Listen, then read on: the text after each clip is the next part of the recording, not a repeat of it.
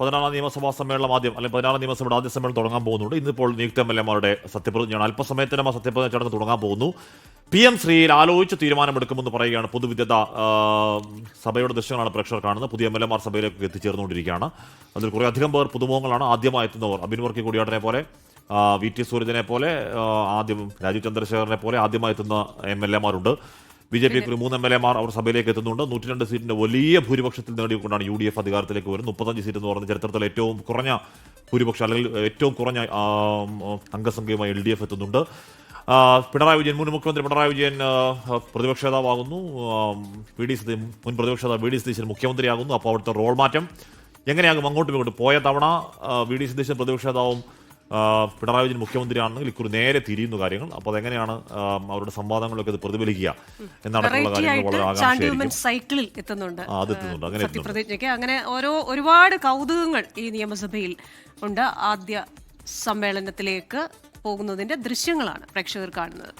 PM ശ്രീയിൽ ആലോചിച്ച് തീരുമാനമെടുക്കുമെന്ന് പൊതുവിദ്യാഭ്യാസ മന്ത്രി N ഷംസുദ്ദീൻ 24-നോട് പറഞ്ഞു. പരിശോധിച്ച് വരികയാണെന്നും UDF-ൽ ചർച്ച ചെയ്യുമെന്നും മന്ത്രി പറഞ്ഞു. ഫണ്ട് ഒരു ഘടകമാണെന്നും ചർച്ച ചെയ്ത മുഖ്യമന്ത്രി തീരുമാനം പറയുമെന്നും N ഷംസുദ്ദീൻ വ്യക്തമാക്കി. വാക്കുകളിലേക്ക്: അതെ, അതിലെന്താ ചെയ്യാൻ കഴിയാന്നുള്ളത് ഞങ്ങൾ പരിശോധിച്ച് വരികയാണ്. ഇപ്പോൾ ഇന്നലെയാണല്ലോ വിജ്ഞാപനം ഉണ്ടായത്. അപ്പോൾ അതിന് മുമ്പ് തന്നെ സത്യത്തിൽ ഞാൻ ഉദ്യോഗസ്ഥന്മാരുമായിട്ട് ഞങ്ങളിത് സംബന്ധിച്ചൊരു കൂടിയാലോചന നടത്തിയിരുന്നു. അപ്പോൾ അതിൻ്റെ ഒരു കറക്റ്റ് പൊസിഷൻ കിട്ടണം.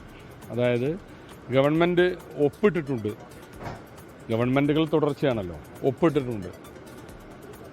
പിന്നെ അതിനുശേഷം ഒരു ക്യാപ്റ്റൻ അബയൻസ്, അത് പിന്നെ തൽക്കാലം ഒന്നും ചെയ്യേണ്ടപ്പോൾ അങ്ങനെ വെക്കുക എന്ന് പറയും നമ്മൾ. അതാണ് ക്യാപ്റ്റൻ അബയൻസ് എന്നുള്ള ഒരു കത്ത് കൊടുത്തു. ഇത് ഒക്കെ ഉദ്യോഗസ്ഥന്മാർ പറഞ്ഞ സംഗതികളാണ്. അപ്പോൾ അതുമായി ബന്ധപ്പെട്ട ഒരു റിപ്പോർട്ട് വിദ്യാഭ്യാസ സെക്രട്ടറിയോട് ചോദിച്ചിട്ടുണ്ട്.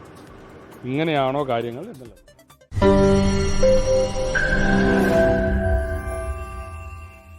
ലോകത്തെവിടെയായാലും ഏത് സമയത്തും 24 വാർത്തകളും ഓഗ്മെന്റഡ് റിയാലിറ്റി പാക്കേജുകളും എക്സ്പ്ലെയിനറുകളും വിശദമായി കാണാൻ ഞങ്ങളുടെ YouTube ചാനൽ നിങ്ങൾക്ക് സബ്സ്ക്രൈബ് ചെയ്യാം.